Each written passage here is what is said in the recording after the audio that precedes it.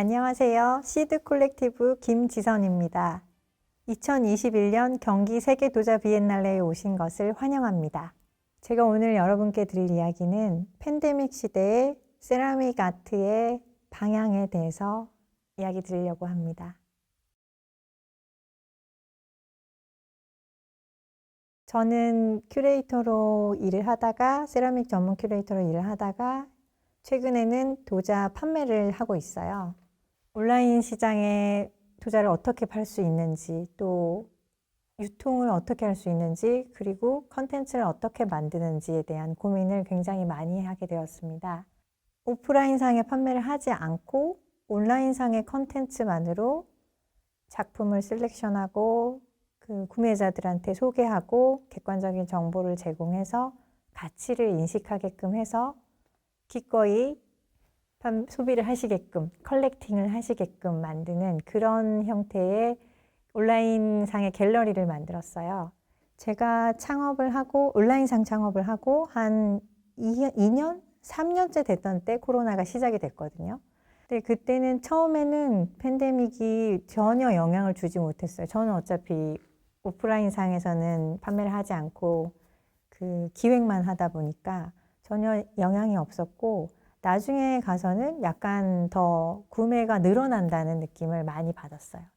아티스트가 하나하나 손으로 만든 정신성이 깃들어 있는 리미티드한 그런 도자 작품을 어떻게 시장에 내보이고 적절한 방식으로 프라이싱해서 유통을 할 것인가, 이 문제가 더 중요해진 것 같아요.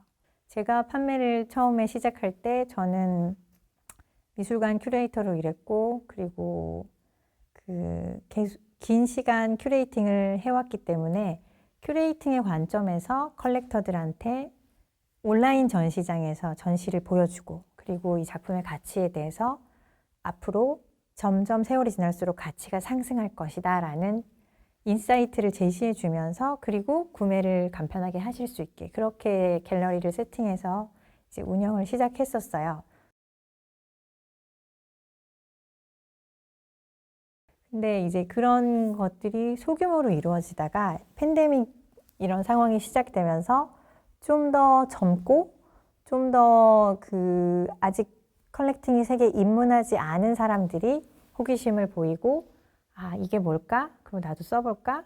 그렇게 생각하시는 걸 많이 접했어요. 그래서 이 팬데믹 시대의 어떤 트렌드와 도자기의 본연이 가지고 있는 진정성, 자연과 가까운 것, 그리고 창의성, 정신성, 이런 모든 게 맞아떨어지는데, 이제 그걸 제시하는 방식에서 좀 더 정교하고 좀 더 투명한 방식이 필요해지는 거죠.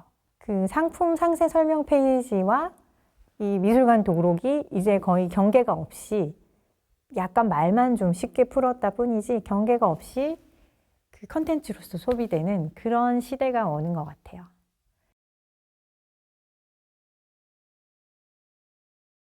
최근에 이제 팬데믹 상황에서 많은 지자체들이 그 공예 작가들이 직접 네이버나 특정 쇼핑몰에 이 샵을 차리실 수 있도록 지원을 많이 하신 걸로 알고 있어요. 어떻게 사진을 찍으면 좋을까? 어떤 관점으로 서술을 하면 좋을까? 저에게 물어오셨는데, 그때 이제 제가 드릴 수 있는 조언이 되게 한정적이었던 게, 다 그 전문성을 가진 분야이기 때문에 작가가 작품도 만드시면서 이런 그 퀄리티 컨트롤, 일관적인 브랜딩 이미지를 가지게끔 하는 게 쉽지 않다는 걸 알기에 이게 이렇게 간단히 이루어지는 일이 아닌데 조금 우려를 했었어요.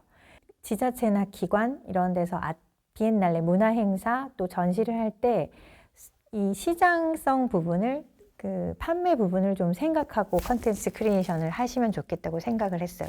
그러니까 전에는 작품 하나를 놓고 예술지상주의처럼 작품에서 모든 그 한마디 말 없이 모든 걸 느끼고 모든 컨텍스트를 읽어내고, 그렇게 작품을 가장 우선시한 1번에 두는 그런 식의 큐레이팅 방식이 주요했다면, 이제는 사람으로 옮겨가는 관점의 변화를 해야 될 것 같아요. 몇 년 전에 워크 오브 아트라는 그 파인아트, 뉴욕의 갤러리를 무대로 한 작가들을 등장시켜서 리얼리티 프로그램에서 경쟁을 시켜서 이번 주제에 대한 작품을 하시오, 이러면 1등부터 이렇게 비평가들이 쫙 나열을 하고 그런 프로그램을 접했을 때 아, 저런 파인아트가 저렇게 평가될 수 있는 것인가. 그러니까 추상적이고 굉장히 다면적인 걸 가지고 있는데 저런 시도를 하는구나. 굉장히 신선하게 받아들였어요. 필요하구나. 그 다음에 넷플릭스에서 넥스트 패션이라는 프로그램이 등장을 했죠. 그래서 저는 그걸 보면서 너무나 가슴이 막 두근두근하고 아, 이제 세라믹이 되는구나.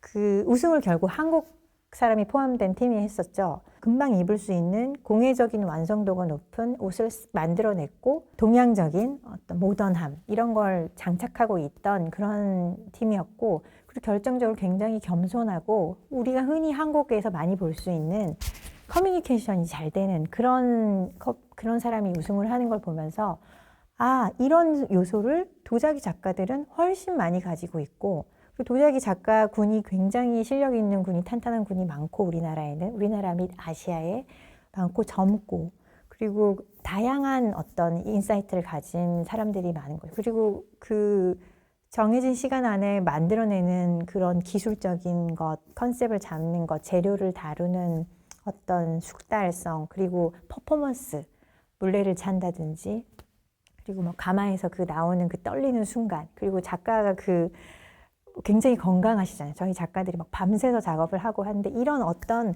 아날로그적인 감성, 어떤 인간적이고 정말 물리적인 결과를 바로 볼 수 있는 그런 그 컨텐츠가 굉장히 매력적이다는 것을 그 넷플릭스 리얼리티 프로그램에서 참조를 할 수가 있었어요. 이런 컨텐츠, 즉 사람에서 출발하는 그냥 작품을 이렇게 찍는 그런 컨텐츠가 아니라 이걸 누가 만들었고 어떤 재료로 이제는 나오지 않는 어떤 흙으로 만들었고 그리고 이런 과정을 통해서 2박 3일 불을 떼서 이렇게 해서 이게 나온다라는 걸 힌트를 알 수 있게끔 컨텐츠를 크리에이션 한다면 이제 그 2년마다 하는 비엔날레에서 어떤 그런 예를 들어 리얼리티 프로그램이 있다면 그 잠재적인 소비자와 컬렉터들은 그걸 기억을 할 거예요. 그리고 이미 익숙해지고 작가의 작품에 대한 존중을 이미 장착을 하고 있는 상태인 거죠.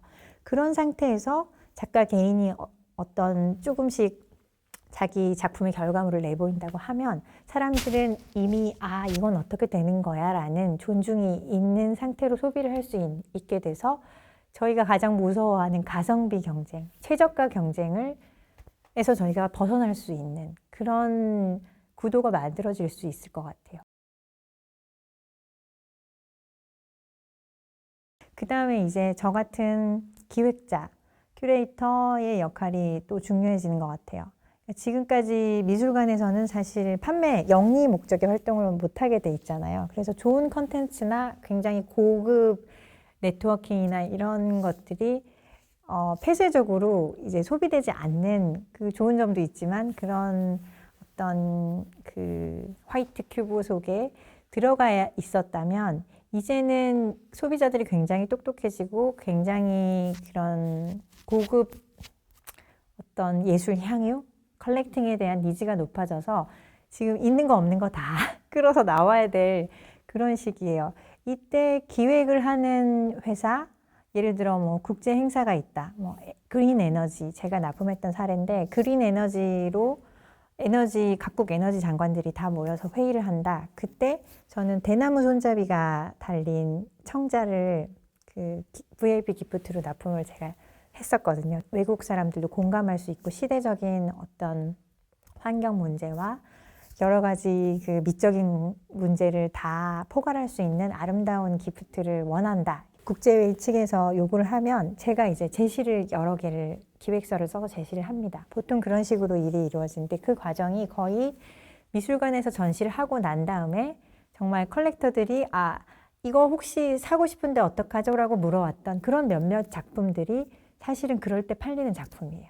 그러니까 비엔날레 전시도 5, 6년 기획을 하면서 맨 마지막에 오시는 컬렉터들이 이 작품 사고 싶은데 큐레이터님 연락처 좀 알려주세요. 어떻게 하죠?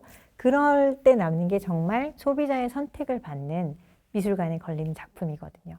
그런 작품을 모아서 그 니즈에 맞게 그런 VIP 기프트나 이런 그 예산이 풀렸을 때 그때 물 들어올 때 노를 싹 저어서 제시를 하면 또 거기서 선택이 되겠죠.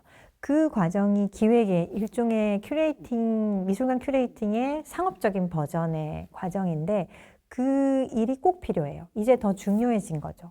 그냥 1대1로 어떤 회사 대 회사로 일회성으로 제시하는 기획뿐만 아니라 이제 상시적으로 온라인에서 그 온라인 갤러리 상품 상세 설명에서 계속 송출해야 되는 컨텐츠가 됐기 때문에 그 컨텐츠 크리에이션의 영역이 굉장히 정교해지고 더 필요해지는데 그 크리에이션 영역에 정당한 그 보수가 없어요. 마진이 없는 거죠. 계속 가치가 상승해 할 만한 작품을 셀렉션해서 니즈에 맞게 적당히 풀어써서 제시를 객관적인 정보와 함께 하는 그런 일종의 기획 과정인데 이거를 물건값에 녹여야 하는 그런 난제가 있어서 사실 굉장히 능력 있는 큐레이터나 판매하시는 갤러리스트들이 온라인 시장에서 활동을 할 만한 파이가 없는 현실이에요. 그러니까 그 인테리어 시장을 예를 들면 아실 텐데 이제 이 인테리어 자재비를 다 디자인비나 이런 인건비를 자재비에 녹여서 제시를 해야 소비자들이 납득을 하는 그런 상태에서 이제 디자인비라든지 인사이트나 그 오퍼레이팅 기획비를 책정을 해서 사람들이 납득을 하는 이 시장으로 나아가는 단계에 있다고 하면 그 세라믹 작품, 공예 작품에 대한 컨텐츠 크리에이션도 크리에이션에 대한 그 기획에 대한 책정을 할 수 있어야지 더 많은 능력 있는 사람들이 뛰어들어서 더 많은 그 판매를 일으킬 수 있는 거죠. 이 팬데믹 상황 때문에 더 젊은 사람들, 더 국적을 다양하게 해서 지금 우리나라 세라믹 작가들 작품에 빠져드는 인구들이 계속 늘어날 그런 시점이거든요. 그래서 저는 이 역할에 대해서 굉장히 강조를 하고 싶고 이 인식이 세라믹 기획자, 세라믹 비평 그리고 그 판매와 관련된 그런 기획자들이 좀 더 많아질 수 있는 환경이 조성이 되면 좋겠어요.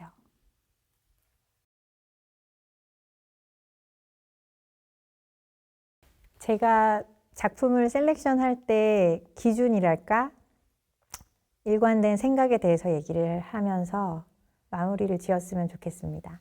제가 가장 기준으로 삼는 그 작품은 한국적인 매력이 있으면서도 그러면서도 여러 사람이 공감할 수 있는 어떤 공통된 미적인 가치를 가진 그런 작품을 선정하려고 해요. 예를 들면 그런 거죠.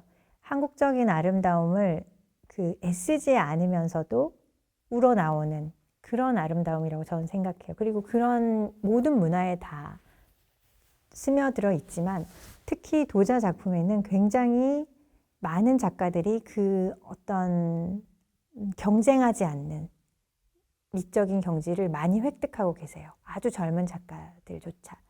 그런 가치가 사실은 팬데믹 시대든 어떤 시대든 모든 사람들이 다 원하는 공예품이나 디자인 에디션 작품 가구 그리고 미술품에 통용되는 거라고 생각을 하다. 가장 높은 경지의 예술성인데 그런 그 높은 경지의 예술성을 작은 접시, 작은 잔, 주전자에도 매일매일 만들고 계신 분들이 저희 한국 세라믹 작가분들이에요. 그러면은 이제 한국의 세라믹 컬렉터 분들은 정말 복 받으신 거죠.